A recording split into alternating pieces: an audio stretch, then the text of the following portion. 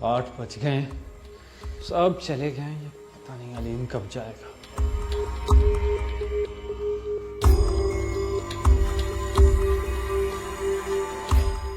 यार दीनू, मुझे एक बात समझ में नहीं आ रही। अलीम साहब कौन सी? यार हमारा ऑफिस जब ओवर टाइम देता ही नहीं तो फिर तुम क्यों ऑफिस टाइमिंग के बाद तक बैठे रहते हो? अलीम साहब मेस के बड़े काम होते हैं, आखिरी बंदे के जाने तक रुकना पड़ता है। मैस तो हमारी 6 बजे सफाई के बाद बंद हो जाती है, लेकिन आप किसकी खिदमत का अज़म उठाए बैठे रहते हैं? अलीम साहब मेस के बहुत काम होते हैं, अब मैं आपको क्या क्या बताऊं। चले ठीक है, आप अपना काम कीजिए, मैं चलता हूँ। जी।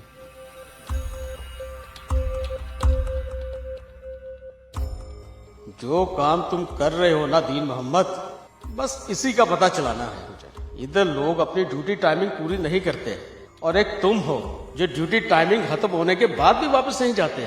कुछ तो राज है तुम्हारे इस बैग का और देर तक रुकने का। बस इसी राज को मुझे फाश करना है और बॉस की नजर में आना है।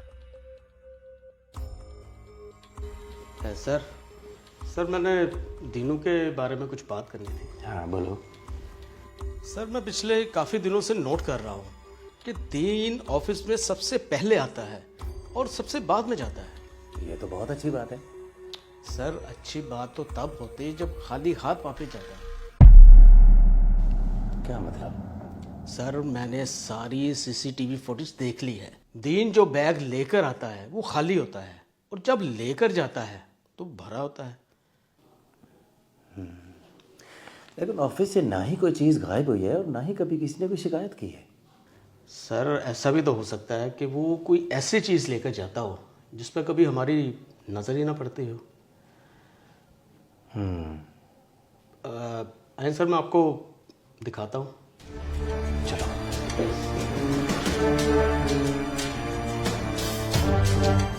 सर ये देखें उसके आते हुए खाली बैग।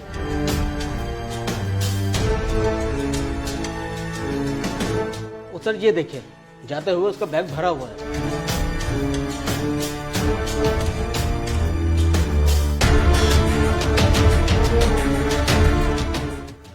कह तो तुम सही रहे हो, तो फिर क्या किया जाए अब? सर मैं बताता हूँ। खुद तो लोग आते भी लेट हैं और जाते भी जल्दी हैं। मेरे देर से जाने से पता नहीं इनको क्या तकलीफ होती है।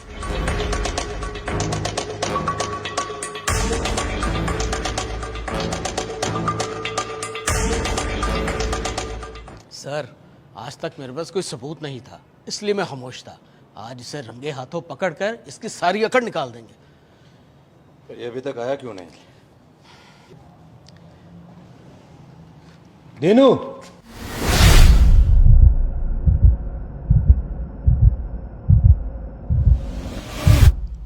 ये बैग।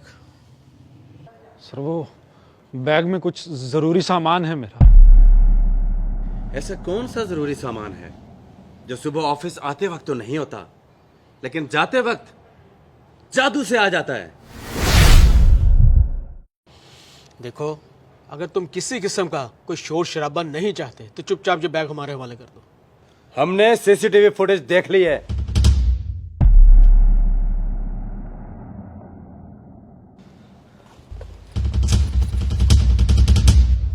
चेक करें अलीम साहब, चेक करें।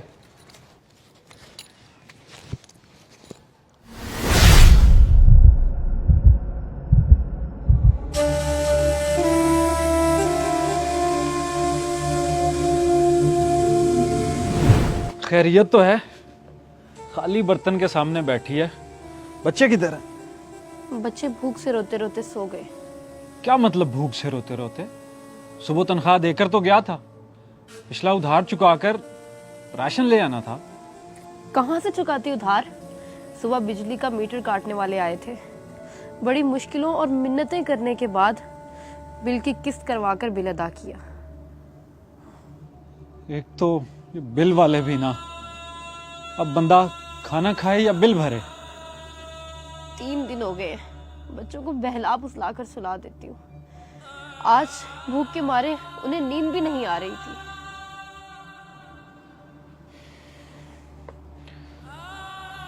आज के बाद हमारे बच्चे भूखे नहीं सोएंगे। कहाँ जा रहे हैं आप? बच्चों के लिए खाने का बंदोबस्त करना है।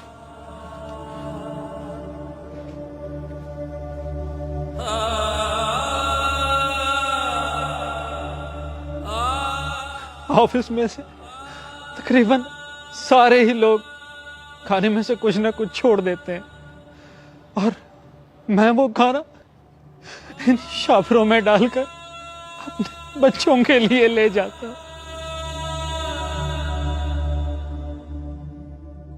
और किसी को इस बात का पता ना चले, इसलिए तुम ऑफिस से सबके जाने का इंतजार करते रहते हो। मतलब छुट्टी होने के बाद भी सिर्फ इस जाए किए हुए खाने के लिए बैठे रहते हैं। मुझे माफ कर दें सर। मैं आइंदा चोरी नहीं करूंगा सर। हम तुम्हें क्या माफ करेंगे? तुम दुआ करो, ऊपर वाला हमें माफ कर दे।